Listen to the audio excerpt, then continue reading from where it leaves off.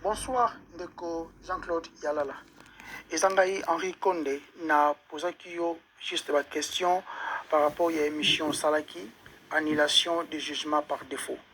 Alors, on a eu quelques réponses au Pesa Kingai, mais naïe sukoyo pour na sala analyse d'une manière détaillée, il y a émission Oyo, et puis n'a posé la question Moussousou.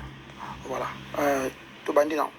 Pour ceux qui sont en Christ, car la loi d'esprit devient en Jésus, m'a affranchi de la loi du péché de la mort.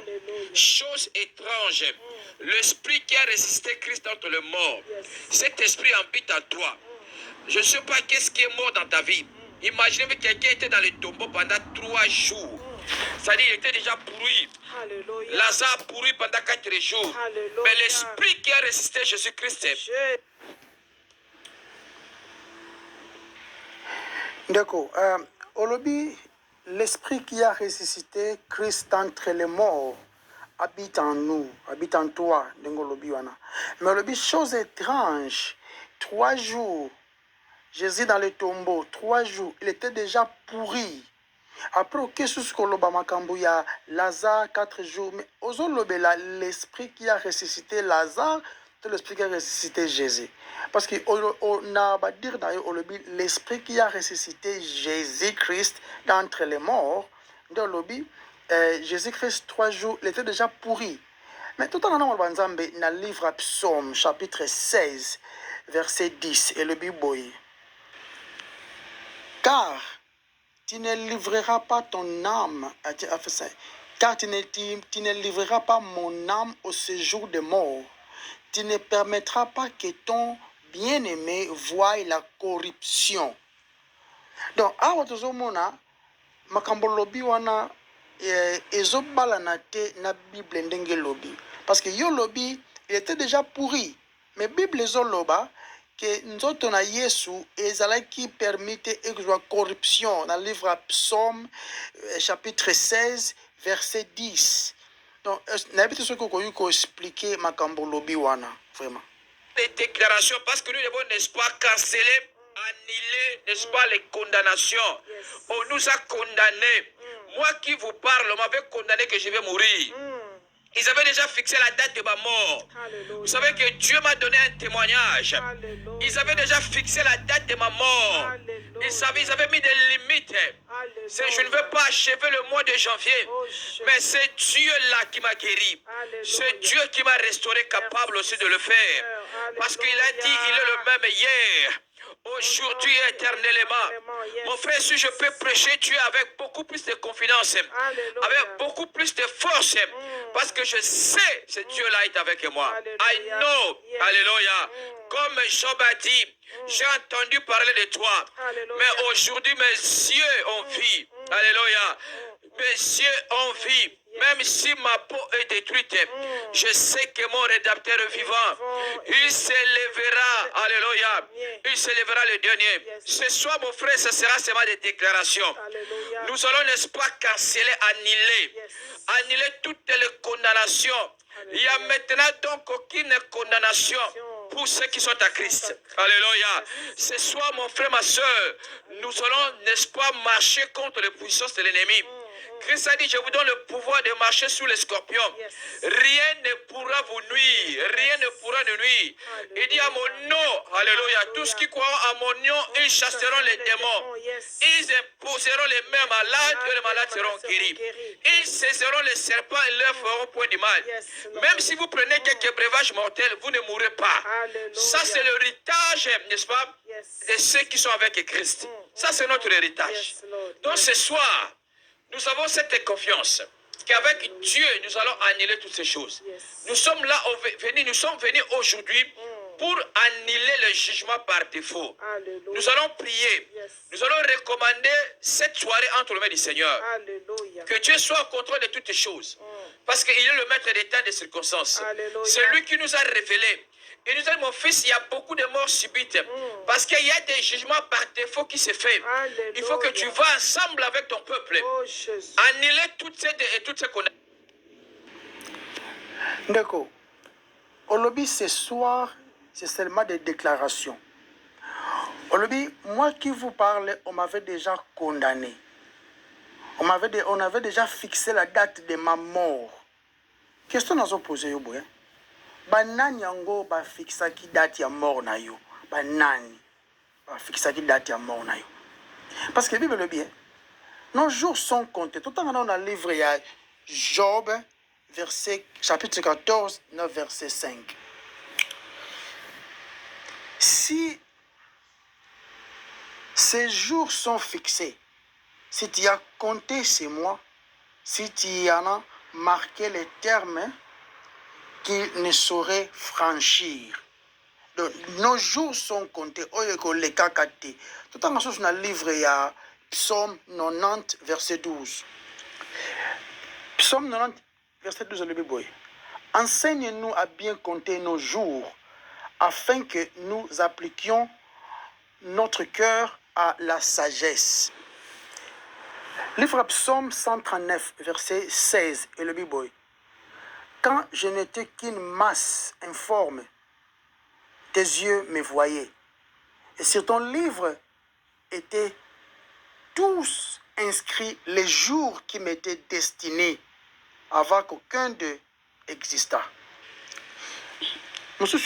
Matthieu 6, verset 27, et le Bible.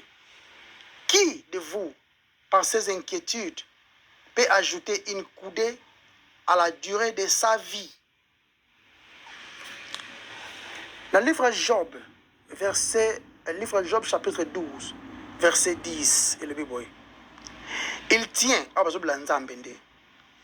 dans sa main l'âme de tout ce qui vit, le souffle de toute chair d'homme. Tant que Dieu m'a donné un témoignage, de Nzamba Pesio témoignage, qu'ils ont fixé la date de ma mort. Nzambe Pesio, nalingi osala ba analyse ya makambo ozoloba, o comprendre significance nango. Olobi Nzambe Pesio témoignage qu'ils ont fixé la date de ma mort. C'est que banani ba fixé date ya mort na yo, oyo Nzambe amemeli yo témoignage. Banani. C'est que batongo ba leki Nzambe na makasi alors. Parce que bazan dirait batindi Nzambe a peso témoignage, ou que non, ba fixé date ya liwana yo. Donc te pesi na pesi ba verset nous pour comprendre que mutute aleki Nzambe makasi. OK ozoloba, ils ont mis des limites dans ma vie. Ba pesi limite na vie na yo. Ils ont la 6e minute et 8 secondes ya audio na yo ya vidéo sali. Ils ont mis des limites. Vraiment. Limite. Et puis au cœur le but, Dieu t'a restauré. Il t'a restauré comment? Il t'a restauré comment? Au but, annulation, aux allez que annulation, il y a toute condamnation na 6e minute. Et puis au but, il n'y a plus de condamnation. Mais aux autres, on se contredire. Il n'y a plus de condamnation, mais aux que sous kolongola, que ça sous annulation, il y a condamnation. Et ça n'a pas contradiction, ce que vous pouvez expliquer wana.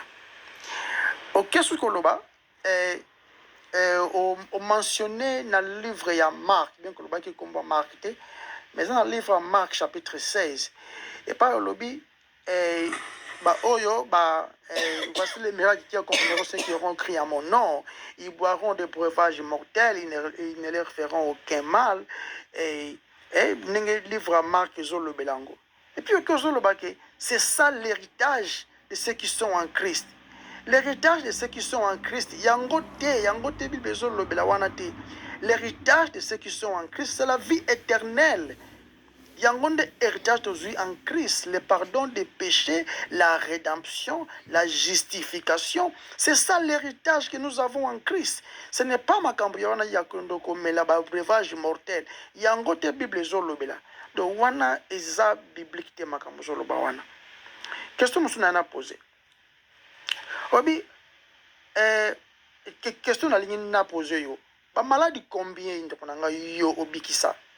Nazolo bate awa o na payaki pona mutu mwazaki na mutu pasi azali na mukongo pasi. Non, je ne parle pas de ça parce que wana témoin azate ayeba mutongo azali na mutu pasi toté. soki otali bamiracle oyo bible ezolobela oya komona mpasi mosusu apôtre Pierre na apôtre Jean basambelaki enfin bazokende na synagogue koprie et puis il y avait ezalaki na paralytique moko anuvanda na porte abandi kosenga bango baomonde passage oyo fo oye bango alors esaliki ntango Pierre atali mutu wana azalaki na mutu wana abandi ozela bapesa ye mbongo mais Pierre ayebisi oyo ozosenga wana toza nango te mais c'est que nous avons tomoni miracle esalemaki wana mutu wana atelemaki balobi azali na 40 ans d'âge donc même barula bafarisien badirigeant ya synagogue bakoki konie yango te parce qu'il y avait un témoignage vrai.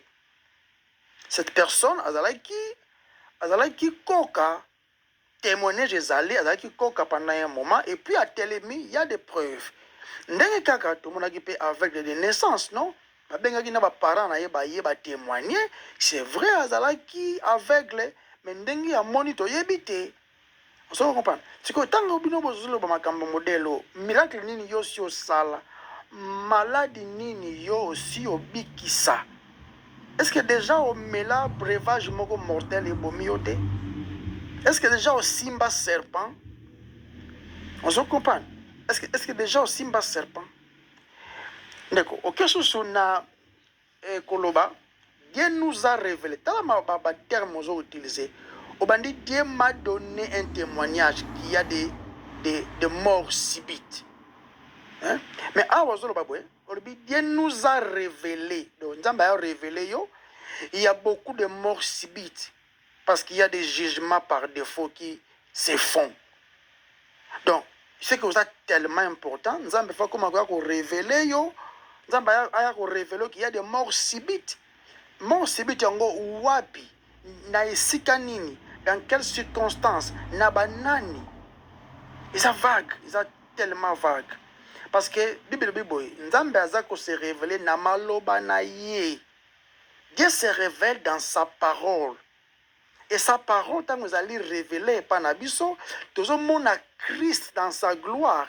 Quand tout le monde a Christ dans sa gloire, Ndeli sou Nabiso, ils allaient exposer la condamnation pour que tout ne pas le Seigneur en premier lieu, qui en soi est aussi notre sauveur. Tant que biso tozali ba doulos, ba esclave na ye. Donc tant Nzambe azwa ko révéler yo, il y a des morts subites. Faut être très prudent parce que wana Nzambe te mutu ya ko révéler makambo wana et kozala ba imagination. Et kozala ba imagination. Mais malheureusement ezaka ke ba imagination na yo ozo kende nango na kombo Nzambe. Na linga oyeba ndeko nanga ki on ne se moque pas de Dieu parce que jusque-là, au prendre comme Nzambe, ils allaient misrepresented, au représenter Nzambe na oyo Nzamba lobité. Mais tu continue audio.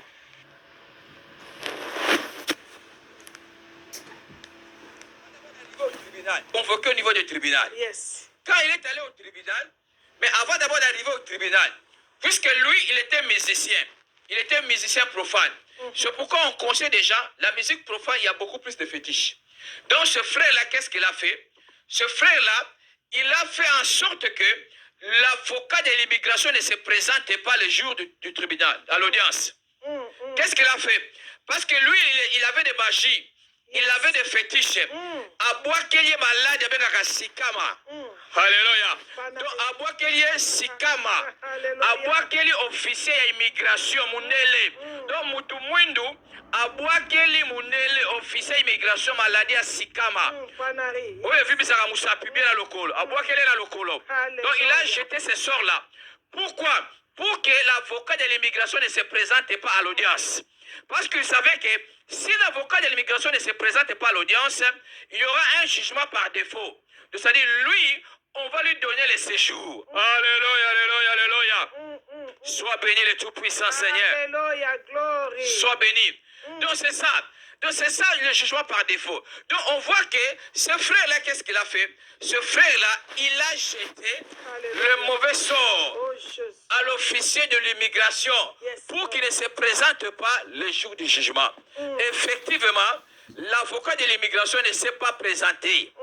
Il ne s'est pas présenté le jour du jugement. Ayakité, Abelaki Sikama. Sikama, ce que je suis, mon frère, ma soeur, tu ne vas pas dormir. Sikama veut dire réveille-toi qu'on se parle. C'est ça, Sikama, réveille-toi qu'on se parle. Donc tu ne peux pas dormir. Donc l'avocat de l'immigration ne s'est pas présenté le jour de l'audience. Pourquoi?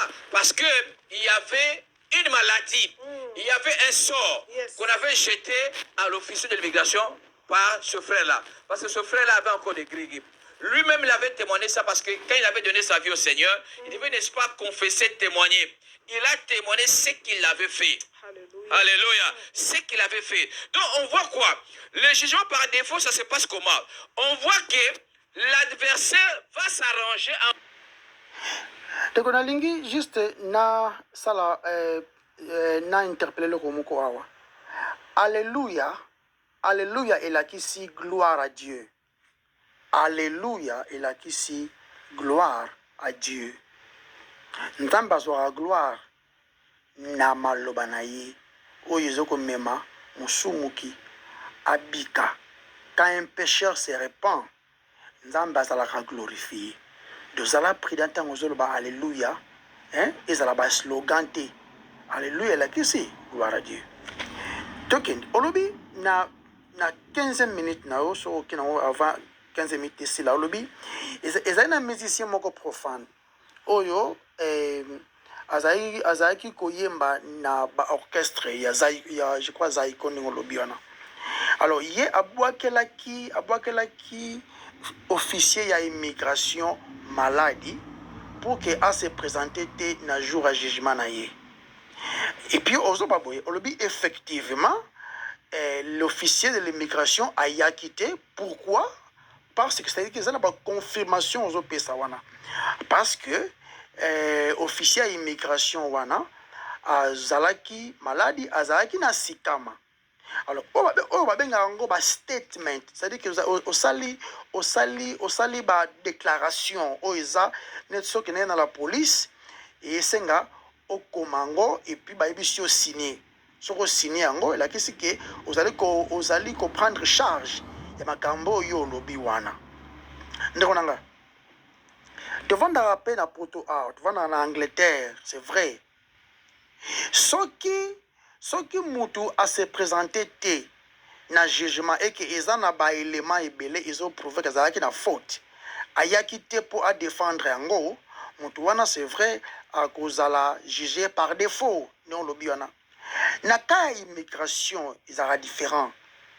Naka immigration déjà de 1. Plaignant, neti ndekona wana ya musicien wana. Akoye bakutu te kombo même ya avocat ou ya représenter immigration. Aoye bati. Aoye bapete même le juge qui va être là. Kombo na ye akoye bati. Akoyeba même pas sale oya kokota pour que asala plainte na ye akoyeba te ce que yozo lobake ndeko wana abwakeli officier ya immigration abwakeli ye sikama papa ye abwakeli ke sikama ndenge nini bon bino bomonaki avocat bino bomonaki est-ce que vous connaissez ko croiser avocat ya immigration wana après pour que mon aïe na hôpital moko boye quelconque na musapia ko vimba et puis il vous dit que la kenda quitté azaki na réunion mon fala kende na tribunal a kenda quitté pour des raisons ya sika mawana. Est-ce que vous avez croisé ces messieurs? Est-ce que vous monaki officier immigration wana vous monaki est-ce que azalaki ya mundele parce que ils a peine ba officier immigration ya ba noir. Personnellement, ngai nakutana pe officier immigration ya noir, ya Nigeria kutu. Qu'est-ce qui vous fait croire que fois aller à mundele? Ndeko nanga, o yango babenga ba masolo, babenga ngo ba masolo. Hein, eza nanzela di. Parce que ezali histoire montée de toutes pièces. Je pense que mutu moko te azana makoki akosa makambo zoloba wana. Mutu moko te azana lobi bien que non o azala na ba gris gris, azala ba magie. C'est comme si bino boza na connaissance mingi ya makambo satana. Vous devez arrêter de prêcher mon cher. Parce que Moutouana, ces messieurs-là, oh, qui sont qui musiciens, il y a Zaïko et tout. Azali na makokite. Moutouana, Azali omnipotente, pour la puissance, c'est ça là, oyalingi. Azali pena omniscience pour que ayeba peut-être adresse ya officier de migration kombo na ye race na ye place ni na kozala qu'est-ce qu'il fait dans sa vie azana omniscience wana te aza pena omniprésence te ye mutu wana pour que aluka azala partout na même moment abwaka basor na ye abwaka batu ba malade soki ndengeni azate mutu moko te azana makoki wana si ce n'est nzambe.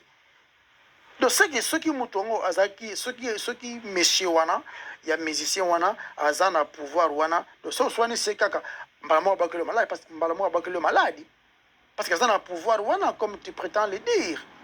Franchement eza mawa eza mako présenter ba invention o eza ba imagination boy juste que pour na o mema o défendre enseignement na yo eza presque inutile parce que oyo lobi wana eza na sens de men na suka nango lobi alléluia tu dis alléluia na makambo oyo ezo tele matamu kete lobi alléluia soit béni vraiment nzambe azala akuzala béni en quoi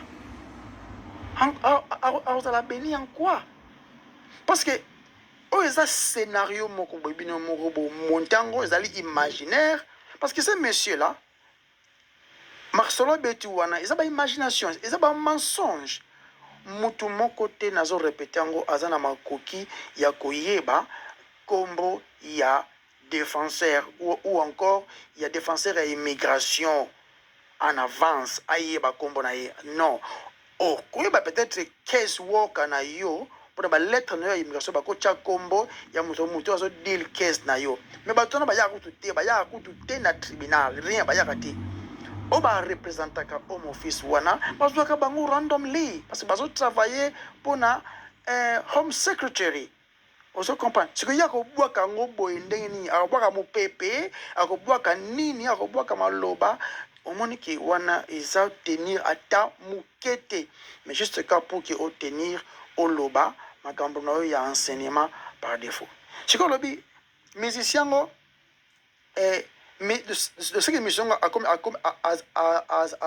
contrôle il y a temps alors ce que mission a un contrôle à temps parce que bien le bien va mettre à temps per circonstance c'est que y a musicien il décide dans quel moment à cause de sika manaye à routine de la mutu c'est qu'il décide à comme souverain à comme il a contrôle il y a temps franchement ils a pas fouteuse ils a pour kolobango même clair et ça va n'importe quoi au cause de makambo zoloba oyo memango na batoyo bazali ko sala ba analyse on va te dire la même chose mon cher ami et ça mawa parce que bozondi malokuta oyo mais plus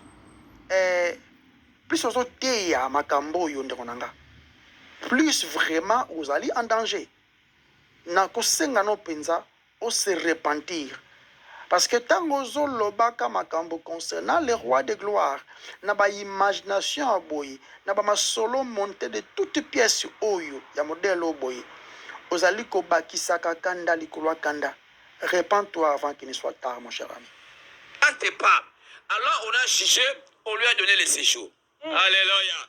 Donc c'est ce que le diable fait. Donc le diable nous jette de maladies. Le diable nous jette de maladies pour qu'on ne se présente pas. Alléluia. Je me rappelle quand vous lisez le livre de Genèse chapitre 15. Dieu, il disait à Abraham, il dit, sache que tes descendants seront des étrangers dans un pays qui ne leur appartient pas. Là où ils seront asservis et on les opprimera. Il dit, je jugerai cette nation. N'est-ce pas? Dieu a dit, il va juger cette nation. C'était l'Égypte. Quand ils sont allés à l'Égypte, Dieu a jugé l'Égypte, n'est-ce pas, par de plaies, nous savons. C'est-à-dire, il a dit, je vais vous sauver à bras étendus et avec des grands jugements. Quand vous regardez la sixième plaie, on avait jeté quoi? On avait jeté les ulcères malins. Ulcères malins, c'est-à-dire, babouaka qui maladi, babota, aux hommes et aux animaux. Alléluia. C'est-à-dire, quand vous regardez la 6e plaie, la Bible dit ceci. Quand vous regardez la première plaie jusqu'à la 5e plaie, chaque fois quand Moïse faisait des miracles, le magicien de Pharaon aussi faisait des miracles. Mais ces jours-là, quand on avait jeté la maladie, même les magiciens aussi étaient malades. Ils ne pouvaient pas se présenter. Quand on avait jeté la maladie, même les magiciens aussi étaient malades. Ils ne pouvaient pas se présenter. Alléluia. Ils ne pouvaient pas se présenter devant Moïse. Pourquoi? Parce qu'ils étaient malades. Alléluia. Donc ça, c'est un jugement par défaut. Donc un jugement par défaut, c'est fait quand ou est rendu quand? Lorsque la partie adverse ne se présente pas. Lorsque la partie adverse est absente, alors le jugement est rendu par défaut. Voilà la raison pour laquelle c'est ce qui s'est passé dans la vie de Job. Vous savez, Job, Michel est en train de dire ceci. Michel dit, je voyais de loin un conseil entre Dieu et les fils de Dieu et Satan. Mais Job n'était pas présent. Puisque Job n'était pas présent dans ce conseil-là, quand Dieu parlait à Satan, as-tu vu mon serviteur Job? Un homme intègre, personne n'est comme lui. Qu'est-ce que Satan dit? Parce que tu le protèges, parce que tu le bénis. Donc Job était absent dans ce conseil-là. Puisque Job était absent, c'est la raison pour laquelle il y a eu un jugement par défaut. Alléluia. Il y a eu un jugement par défaut parce que Job était absent. Alléluia. Mon frère, ma soeur, le diable, c'est notre accusateur. Le diable s'arrange de sorte que tu sois absent pour qu'il te condamne. Il s'arrange de sorte que tu sois absent pour qu'il te condamne. Mais ce soir, nous sommes venus annuler tout jugement par défaut. Tout jugement par défaut. Raison pour laquelle je suis... D'accord. Olobi, le diable nous jette des maladies. Wapi verset biblique ezoloba que le diable nous jette des maladies. Wapi verset biblique. Ok, pour cet exemple, il y a les plaies. Oyo nzambe azali oyo. Opesi exemple, il y a ba fléau oyo nzambe azotinda na Égypte. C'est Dieu qui a envoyé des fléaux. Satanate azali kotinda ba maladie. Satanate.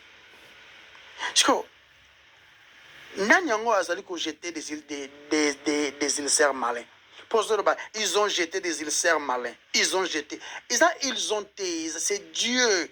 Nzambe nde azali ko pesa punition na ye na peuple oyo azali ko opprimer le peuple d'Israël. Asalango par rapport à souveraineté na ye. Yenda ebi pourquoi a salango, mais tu vas comprendre après. Israël qui image du péché, l'Égypte, Israël qui image de l'esclavagisme, du péché, l'élo. Alors, donc, on peut utiliser Égypte comme étant taskmaster, comme étant maître Yamabé. On a gardé bateau captif afin que le peuple ait corrobimate na ndenge na bango moko. Nde yango na loboko na ye moko ya nguya nzambe nde a libéré bango. C'est pourquoi comme on a dans l'Ancien Testament, nzambe azolobela azorépéter yango à chaque fois. Tant azali ko manifester puissance na ye, azoloba toujours na libéra kibino na bowumbu na Égypte pour bobima. Je vous ai libéré de l'Égypte pour que na terre promise. Azo manifester puissance na ye bongo, mais contrairement à ce qu'on a dans le Nouveau Testament, nzambe azolobela mingi puissance na ye na la résurrection de Jésus-Christ. Parce que c'est autant ils ont jeté des ulcères malins, papa. Nanyongo a jeté des ulcères malins. Ok, on lobby, les magiciens n'étaient pas présents. Magicien qui présentait devant Moïse parce qu'il y avait Belaki. Moïse a qu'une punir les magiciens wanate. Donc ceux qui toquent un concept na yo, de ceux qui ba magicien wana ba yaki mokolongo, ba linga ba belate. Dans la Bible bien, qu'est-ce que la Bible déclare par rapport ya ba fléau wana. Donc yo zo ngaka oloba pour na ko justifier annulation na yo ya ba jugement par défaut, ou comme bimisana ba magicien bazalaki absent. Bazalaki absent, yango wana bazalaki condamné par défaut, c'est pourquoi bazalaki ba ulcère malin. Bongo et bongo pharaon kasi. Pharaon azalaki pete. Donc, par contre, tout wana bazalaki wana bazalaki bazande yo lobi a ondre ba magicien ka bazalaki te. Papa, aucun loba makambo Job. Nazo capitaine mawa. Olobi Job, mais aucun Miché, aucun prophète Miché. Nazo appelle na esengo soki moyen zali opesa biso ata verset ozoloba makambo Miché wana. Ozoloba ke le diable a accueilli ko accuser Job parce qu'il y avait une réunion et ils a TV mon serviteur il y a pas il y a mututa kokani na ye et tout le solo wana entre Nzambe na Satana sur yo zoloba parce que Job azala quitté yango wana azalaki jugé par défaut parce que yo ngani Job peut kende wana na lola olingaki ye pas ala wana présent na lola akoma omniprésent akende kuna na lola comme ça yépé lokola azala présent enfin que azala jugé te livre Job ezoloba makambo wana ata moke te to remarquez Job bapasi ya Job nyonso na mokili oyo ya se pasi nyonso amonaki bana kokufa mwasi kokomplike ye babilo nyonso tu kobeba Job ata place moko te atiki koatri ata place moko te a mentionné même combat Satana. Même pas une seule place à mentionner combat Satana. Tina suka zoloba mon rédempteur se lèvera nyonso azo mimango na Nzambe. Azoloba même nayaki ne lokote soki pe na kena ko pe na lokote nayaki bolumbu na zonga pe na lokote soki Nzambe apesi Nzambe pe azui ndekonanga. Yokoluka okende kapo obimisa kama kambwa jugement par défaut ozo tenir ata mukete ndekonanga. Tika makambo arrêtez. Non, c'est un peu de konangai. Otika ko prêcher même. Parce que chaque fois ozo prêcher, nazo senga nazo bano yango honnêtement. Ozali ko bakisa kanda likolo kanda. Pourquoi? Parce que ozo représenter Nzambe mabe. Nzambe apesi même dans le livre il y a Jérémie 28 Sutangango où il y avait un prophète, un faux prophète même qu'on appelait Ananias. Où il y a Ananias a pensé que prophétie à l'okuta Nzamba tinda qui était. Il est mort après. Nzamba apesi pe ba recommandation na ba prophète oyo bazali ko loba makambo mais Nzamba tindi bango te. Oyo mona ke Nzamba apesi même recommandation ba tona ba kufa bazala susu te. Yozo représenter Nzambe mabe ndikonanga. Ozo représenter Nzambe ata mukete. Ozo zwa maloba Nzambe ozo tordre yango. Mais aux autres yango pour ta propre destruction de Ronanga. Pour ta propre destruction. Et puis, dans la sima, ba amen, ba langue moko zo bimana ba sima kuna. Et là qui c'est nini ba langue bozolo ba wana. Parce que Bible lobi ceux qui m'ont parlé en langue, il faut interprétation ezala. Yango Bible lobby, il faut qu'il y ait interprète. Ce qui est interprétation exacte, mbato na ba se terre. C'est que apparemment bino ezaneti ba slogan moko boye, ba kerebe kesente. I don't know, ni na bite ni mabozo loba wana. Mais na nyonso ezopesa Nzambe lokumu ata mukete. Ndokonanga. Et puis Nzambe ata lokumu te. Na osenga noso une fois de plus. O se repentir. Avant et comme la yo trop tard, on se repentir. Et puis, beaucoup même émission parce que ça ne sert pas le Seigneur de gloire. Et ça nous a imagination, mais malheureusement, vous avez combo à le vrai Dieu n'a ma camboyo. On a vu que c'était l'attaque. On a vu que c'était la crise cardiaque.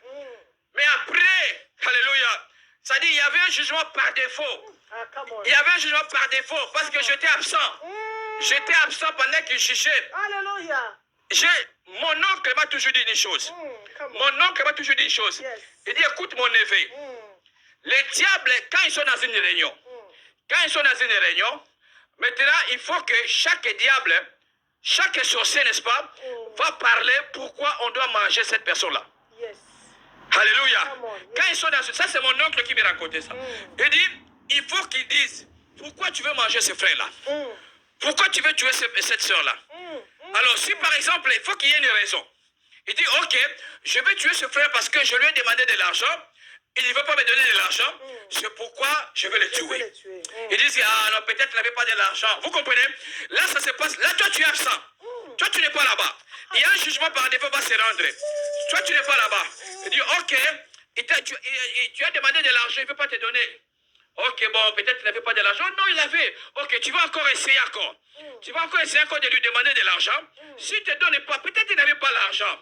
Peut-être ça, il y a des sorciers qui sont là, qui sont en train de te défendre sans que tu saches. Alléluia. Alléluia. Entre eux. Parce qu'il veut te bouffer. Il dit, parce que la raison c'était quoi? Parce qu'il t'avait demandé de l'argent. Toi, tu n'as pas voulu. Mais peut-être que tu n'avais pas l'argent. Ça, c'est mon oncle qui me racontait ça. Il dit maintenant, écoute. Écoute la raison pour laquelle on attaque facilement les gens. Quelle est cette raison? Si par exemple, tu les insultes, tu dis aux Andoki, moi je suis de Kozandoki, ça c'est une raison irrévocable. Là vraiment, parce que voilà tout le monde. Abi mon neveu, mon neveu, ce va finir d'Indoki, par défaut. Mais ce soir, par la puissance de Dieu, je vais vous montrer un verset dans la Bible. Ce verset-là annule le jugement par défaut. Nous allons voir ça tout de suite. Alléluia. Dans un verset dans la Bible, ce verset annule le jugement par défaut. Quand vous lisez Ésaïe 7:7, la Bible dit ceci, cela n'arrivera pas. Cela n'aura pas lieu. Au nom de Jésus-Christ. Mon frère, ma soeur, ils ont jeté la maladie pendant que tu dormais. Pendant que tu étais absent dans les réunions. Ils ont semé des mauvaises semences dans ta vie pour que tu meurs. Ils ont mis des alarmes. Ils ont mis des alarmes pour, n'est-ce pas, cloquer à un certain moment. Ma soeur, mon frère, mais ce soir par la puissance de Dieu, nous allons tout évacuer. Nous allons chasser au nom de Jésus. Alléluia. Écoutez. D'accord. Olobi histoire ya oncle nayo. Oncle nayo abeteli yo masolo ya kindoki. Ya même des ndoki yo bazali ko défendre yo. Na soko mituna. Est-ce que penza oza komi yoka makambo lobaka? Naza penza komi tuna soki penza oza komi yoka makambo zoloba. Bandoki moko boye bavandi bazo défendre yo, baluka raison nini bakolia yo. Comment ils vont te bouffer? Sur le bika no fingi ozandoki wana jugement par défaut. Est-ce que penza oza komi yoka? N'est-ce pas Bible lobby que nos jours sont comptés? Nani yango akoki koya kolongola o nzamba simbi? Nani yango mutako koya kocha akoya ko briser o nzamba décider? Si nzamba décider apesa yo 80 ans na mokili oyo. Sur apesi yo 60 ans, 70 ans.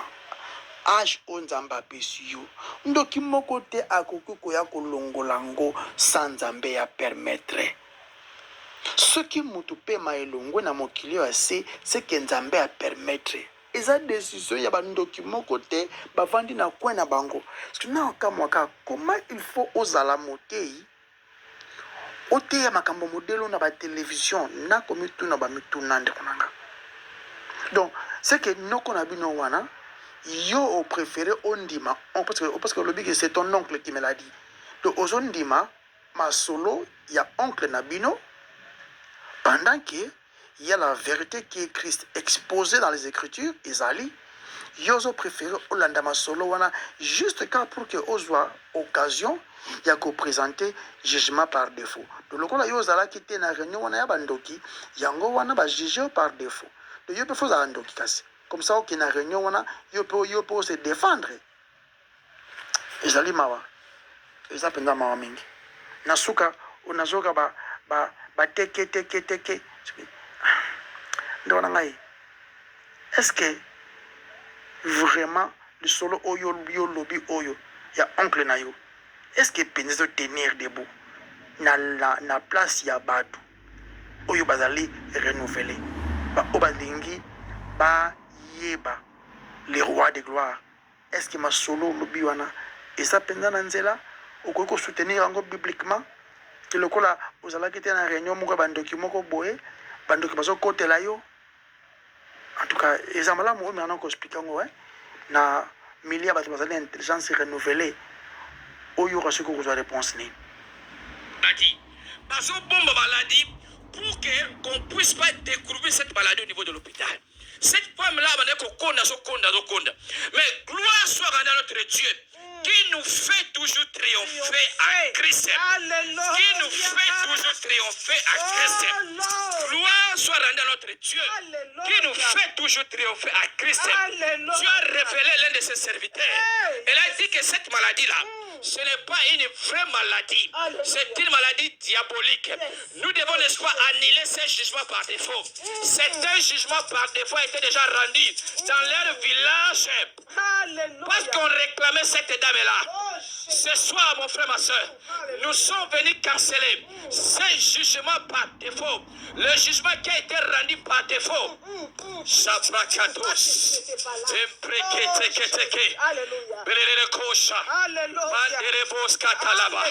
Ce soir, nous sommes venus, n'est-ce pas, annuler.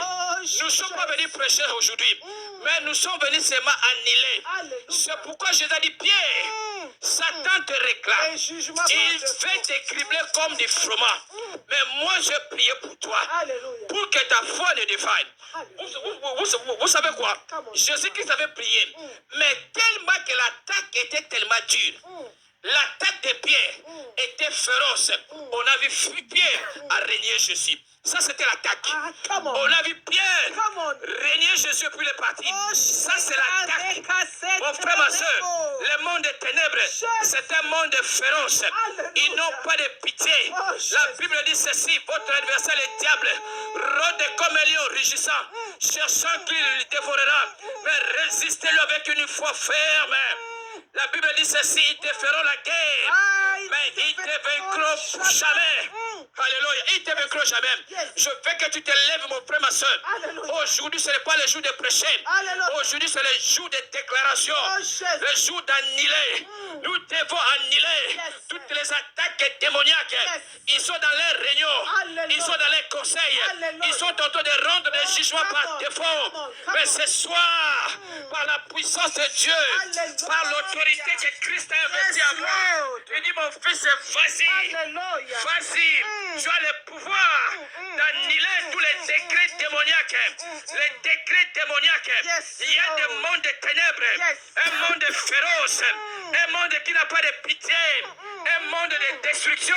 Je te dis, le diable ne vient que pour égorger, tuer, détruire. Mais moi je suis venu pour que vous ayez la vie et la vie en abondance. Mon frère, ma soeur, ce soir, par la puissance de Dieu, ce soir, par la puissance de Dieu, nous allons, n'est-ce pas, neutraliser le monde des ténèbres. Nous allons même invoquer le tremblement de terre. Nous allons faire la combinaison, le sang, le feu, le tremblement de terre. Moi, je vis la terre, je vis la terre trembla, la terre trembla, le rocher s'est fendu, le mur s'écroulait, parce qu'il y a une puissance, il y a une puissance de Dieu. Mon frère, je ne sais pas là où on t'a caché. Vous savez qu'il y a certaines personnes, on les a cachées. On les a cachés très loin. Ils sont dans des prisons intérieures. Comme Pierre était dans des prisons intérieures. Ils attendent seulement leur mort. Ils sont condamnés. Mais ce soir, par la puissance de Dieu, les sépulcres vont s'ouvrir. La Bible de Dieu dit ceci. Quand Jésus-Christ était ressuscité, la Bible dit ceci. Le roi de la lumière est descendu dans les ténèbres. Les ténèbres ne pouvaient pas résister. Les ténèbres ne pouvaient pas résister. Quand Jésus-Christ, the King of Light, il est descendu dans le sépulcre des morts. Il a rencontré le diable. Il dit, donne-moi la clé. Donne-moi la clé. Donne-moi la clé. Le diable voulait ce soir faire quoi? Jésus récupérait la clé. Il chiffla. Il chiffla. Il chiffla. Il a pris la clé. Il dit, tout pouvoir m'a été donné au ciel, sous la terre. Puisque le Père m'a envoyé, moi aussi je vous envoie. D'accord. Au lobby, comme dans la 30e minute, obeti li solo parce que zaba ma solo ozobeta obeti ma solo ya mwasi moko bande kobela malade ezomonana te nzambe obi Dieu a révélé la maladie. Nzambe a révélé. Dieu a révélé la maladie, que c'était une maladie démoniaque. Il n'est pas ce que vous réalisé, ici on parle du Dieu de gloire, le Dieu qui est saint, ok? A révélé un de ses serviteurs, soi-disant, qui est maladie wana ya mwasi wana, c'est une maladie moko démoniaque. Voilà. Alors, neza démoniaque wana, c'est-à-dire qu'il y a un village na bango kuna, vous allez réclamer mwana mwasi wana. Mais nzambe nde, nzambe, le roi de gloire, nde aye ko révéler bino baja makambo wana. Donc, il y a un autre film tuna, nzambe bango ya ndenge nini, oyo aya ko révéler bino ba maladie diabolique. Il y a un terme lobby. Maladie diabolique. Nasuka na ba impreteke na bitela ela kisi nini na baki on liboso tango zolo ba makambo ndelo il faut qu'il y ait un interprète interprétation makambo lobi wana eza nini parce que lobi ozo parler en langue azali que se défier ye moko soit des soki o de langue ngo bolobelaka ezala malamu opesa interprétation la kisi nini mais ozo ko intéresser biso lobi le Dieu a révélé à l'un de ses serviteurs par rapport à la maladie à moi siwana qu'ils allaient maladie moko diabolique. Dieu t'a révélé. Dieu a révélé l'un des serviteurs. Donc, la version moko Nzambe a révélé des maladies diaboliques, ce qui est la possibilité bibliquement. Ok, Pierre a régné qui Yesu. Parce qu'il attaque les alaki très fort. Est-ce que vous avez imaginé ma cambozo le bande konanga? Donc, parce que attaque les alaki très fort, l'attaque on a des salaki que Satana, non, enfin Pierre a accueilli qu'on renier Jésus-Christ. Parce que l'attaque les alaki très fort. Donc, vous avez un problème dans Zambé. Vous avez un problème dans Zambé. Tant que vous avez maloba oyo. Et ça va imagination oyo ezali fondé ata mokete et puis moi c'est na yo pe azana problème na nzambe nde kunanga azana problème na nzambe na osenga na bino avec beaucoup d'amour botika koloba bokata même ba émission oyo bosenga mawa nzambe Pierre oyo azo réunier Christ 3 fois Yesu mutayebisaki c'est Christ qui lui dit que l'élo, au Corénien, 3 fois, avant ce soit la 2 fois, au Corénien, 3 fois. C'est Christ qui le dit. Ça n'a rien à voir avec l'attaque démoniaque. Oh, bakisa makambo, oh, za nanzela te. Et puis, oh, tchanzambe na kati, oh, za en danger. En danger, c'est-à-dire que tu es vraiment en danger. Yona mwasinayo, boza penza en danger. Ou encore, batu nyonso o bazo soutenir genre ya ba émission oyo, boza en danger, boko rendre compte na Nzambe. Parce que Nzamba lobi, on ne se moque pas, baza se moquer na Nzambe te. Que personne ne vous trompe. God is not mocked. On ne se moque pas de Dieu. Apôtre Pierre a régné qui est soutenu parce que attaque Mokozalaki. Nous sommes aujourd'hui pour Olobaka Makambo, nous avons un jugement par défaut. Nous avons tenir à Tamokete na Makambo Zoloba. On continue au lobby. Aujourd'hui, ils allaient journée au stade Mélan. Journée à quoi invoquer. Vous allez quoi invoquer tremblement de terre. Tremblement de terre. Côté monsieur Lobaki, vous allez que ça la combinaison, il y a le feu, le sang et les tremblements de terre. Vous allez invoquer les tremblements de terre. Papa, place dans la Bible, ça n'a moko a invoqué les tremblements de terre. Place nini. On dit moi je vis la terre trembla. Je vis les rochers se fendir. Yango lobi. La tuna qui question go. La pose qui question go. Place nini, ils allaient dans quelles circonstances oyo monaki la terre trembla ou encore les rochers se fendir. Zalaki na circonstance nini. Parce que l'objet j'ai vu. Awazo le blanco en la première personne du singulier. Yonde. Au monakiango. Nazo reposer sous question oyo. Bien que réponda kinga yango. Mais la ligne n'a mentionné pe na réponse oyo tchaki.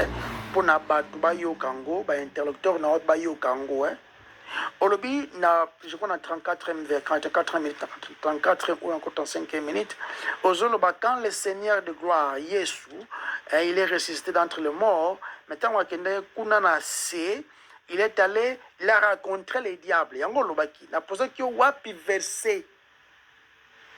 Il a rencontré les diables et puis il a demandé la clé. Donne-moi la clé, donne-moi la clé. Et puis les diables voulaient faire je ne sais pas quoi, na audio, na vidéo, na osali, et puis Jésus-Christ les gifla, il les gifla, il les gifla. N'a posé qui aux questions sur ces choses. Réponse neuse à la kiboye. On sous-entend ce qui on sous-entend que s'il y a victoire, c'est qu'il y avait un combat. Papa, bitumbezakate entre Yesu na Satan, bitumbezate. Satan azali ekelamu, nzambe aza mokeli. Il n'y a pas le combat entre les diables et Dieu. Ezate, bitumba ezate. On se comprend, ezate. Il n'y a pas de bagarre, ezate. Et puis quand on a progressé, on commence à non, on a des gifles spirituels. Bandeko. Ndonanga. Gifle spirituel, est-ce qu'ils ont un sens, makambozo loba? Gifle spirituel, est-ce qu'on peut expliquer en détail? Ou encore, on va verser mon koboé, osons justifier le gifle spirituel. Une fois de plus, pour nous faire audio, pour ça, mon sous-sous. Ton alternance est à combattre, mais elle est à combattre parce qu'il y a un kanda, c'est parce qu'il y a un mawana mutema, voir mon frère en train de détourner, vous allez que twist maloba nzambe pour la destruction ya yo moko et puis na ya mwasi na yo. Na osenga, tango bozana na bo moi. Bino nyonso bosa na chaîne télévisée oyo. Bozo soutenir maloba modèle oyo. Na ba obazale ko acclamer ko loba ba amen. Mais na tanga bango te bazana vidéo na minute yo. Ezali yo moko monsieur Yalala na mwasi na yo qui fait des commentaires.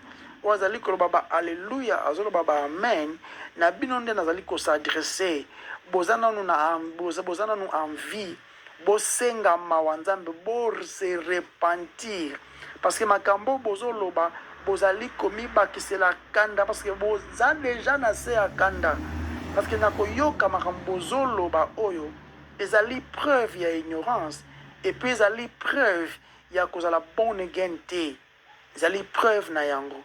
Parce que si vous continuez à boyer, vous périr et que malamouté, vous êtes encore en vie. Boya koloba makambo oyo, tamba tinibino koloba. Oh, Dieu ne se contredit pas. Dieu est derrière sa parole pour accomplir yango. Mais oh, bino bo loba, eza maloba nzambe te, eza ba masolo, mais bozo kota nzambe na makambo yango. Pour justifier ma solo na bino, il y a jugement par défaut. Alors, c'est très dangereux, très dangereux. Avec beaucoup de peine dans mon thème. Non, c'est il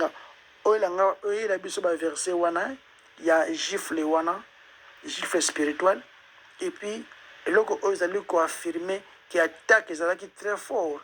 Yango apôtre Pierre, areniaki Yesu bien kinga na ebisio kezaki bongo te les musu yo zana ba verset mususu ils ont prouvé que l'attaque ezaki très fort yango esali ki apôtre Pierre a renié Christ soki tende konanga bokata émission oyo bokanga même chaîne oyo parce que bozo croire bosala nzambe mais vous allez ko servir nzambe te. Et puis, vous allez commis bakisela kanda. Je le répète encore et encore. Repentez-vous, repentez-vous, repentez-vous. Parce qu'il n'est pas encore tard. Bible bien. Là où le péché abonde, la grâce surabonde. La grâce coule encore, mon frère. La grâce coule encore, mon frère. La grâce coule encore, ma soeur, qui est la femme de Yalala. la grâce coule encore. Repentez-vous. Bolanda te loyenge ya bato baobeta bino maboko soi-disant parce que oh nazolobela bino awa, je vous amène même la parole, je vous amène les écritures et puis nazosala analyse ya makambo loba. Nous osons croire que na tozali komona ke oh bozoloba wana tenir debout te ndeko nanga. Bo se repentir une fois de plus, repentez-vous.